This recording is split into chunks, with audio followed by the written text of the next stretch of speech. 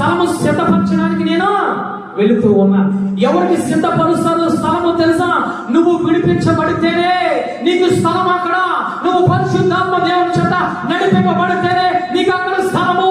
నువ్వు విడిపింపబడలేదా నీకు అక్కడ స్థలము లేదు. నువ్వు పరిశుద్ధాత్మ దేవుని చేత నడిపింపబడలేదా నీకు అక్కడ స్థలం లేదు. అక్కడ ఒకసారి గమనించాలి. నేను రక్షింపబడిపోయానంటే నీకు స్థలము లేదు అక్కడ. నువ్వు పరిశుద్ధాత్మతో నడిపించబడాలి. నువ్వు నడిపించబడితేనే అక్కడ నీకు స్థలము. ఇక్కడ సిద్ధపాటు ఉంటే ఏ విధముగా తెలుసా? ఆయన కుమారులు కుమార్తెలుగా నువ్వు సిద్ధపడి ఉంటే, ఆత్మను పొందుకొని నడిపించబడితే ఆయన అంటూ ఉన్నారు, నేను వారికి మాత్రమే స్థలము సిద్ధపరుస్తా. విడిపించబడ్డావా? నువ్వు ధన్యురాలుగా, నీకు స్థలం అక్కడ ఉంది. నువ్వు పరిశుద్ధాత్మ చేత నడిపించబడుతూ ఉన్నావా?